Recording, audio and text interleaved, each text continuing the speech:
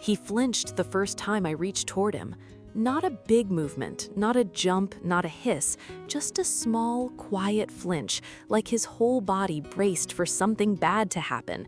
His eyes locked onto my hand. Every muscle went still, and I remember thinking, someone hurt this cat. Someone taught him that hands were dangerous. I didn't know his story yet, not really. All I knew was that he'd been found wandering near a construction site, thin, dusty, and terrified of anything that moved too fast. The shelter guessed he was maybe a year old. Orange tabby, short fur, wide green eyes that never seemed to fully relax. Nobody could tell me what had happened to him before that. There was no chip, no owner who came looking, no explanation for the scar on his ear. All anyone could offer was a guess. Somewhere, at some point, this cat had learned that people were not safe. They warned me before I brought him home. He doesn't like to be touched, he's skittish, give him space. I nodded, like I understood. I didn't. I signed the paperwork anyway. Something about him had already gotten under my skin, that stubborn wariness in his eyes, like he was daring the world to prove him wrong. The first few days, he hid behind the couch, wedged into the gap against the wall where he could see the room but nobody could reach him. I'd walk past and catch a glimpse of two green eyes watching me, unblinking, calculating distance. I put food near the gap. He waited until I left the room to eat it. I put out a soft blanket. He ignored it completely. Every sound made him disappear a little further into himself. The microwave beeping, a door closing, even my own footsteps on the wood floor. I started talking to him anyway, even when he wasn't looking at me. Soft, low sentences about nothing in particular. I don't know if it helped, but it felt wrong to share a home with someone and never speak to them. At night, I'd hear him moving through the apartment while I slept, careful steps like he was mapping the space when he thought no one could see. By morning, he'd be back behind the couch as if it never happened. Trust, for him, wasn't going to arrive all at once. It was going to be built in these small, invisible moments, mostly when I wasn't even watching. Hey, quick pause. If this story is already pulling you in, I think you're going to want to see how it ends.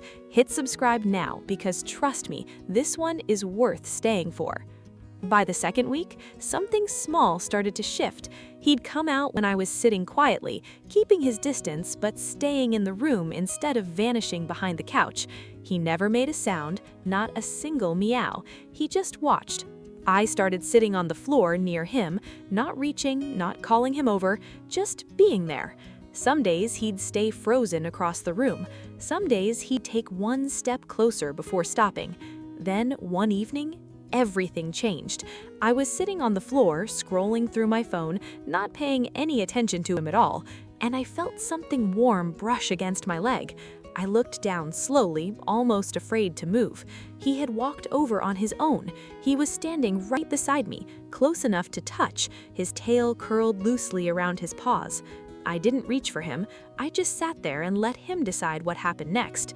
He looked up at me, searching for something in my face, and then, so carefully it almost didn't feel real, he leaned his head forward and pressed it against my hand. I froze. I didn't dare breathe. This was the same hand he had flinched away from just 2 weeks ago. That was the moment I understood what the shelter worker meant when she said he'd been through something. This wasn't a cat who didn't know affection. This was a cat who had learned, somewhere along the way, that affection wasn't safe. And in that one small motion, he was choosing to try again anyway. From that night on, things started moving faster. He began sleeping closer to me, first at the foot of the bed, then curled against my side. He started following me from room to room, not clingy, just present, like he needed to know where I was at all times. He learned the sound of the treat bag. He learned my footsteps on the stairs. He also started waiting by the door in the evenings, close enough that I'd see him the moment I walked in. Then it happened every single day, and I understood it wasn't a coincidence. Somewhere in those quiet weeks, I had become the thing he waited for. His personality started coming through, too, bit by bit, like color returning to something that had been gray. He was curious in a cautious sort of way, inspecting new objects from a safe distance before deciding they were allowed to exist in his space. And when he started playing, chasing a crumpled piece of paper across the kitchen floor, I actually had to sit down. It was the first time I'd seen him look unmistakably like a young cat instead of a survivor. But touch was still the hardest thing for him. He'd let me pet his back, his sides, even scratch behind his ears. But his face, his chin, the space under his jaw, that was different. Every time my hand got close to his face, I could see the old fear flicker back into his eyes, just for a second, like a memory he couldn't outrun. I never forced it. I'd hold my hand near him, still, patient, and let him close the distance if he wanted to. Most days, he didn't.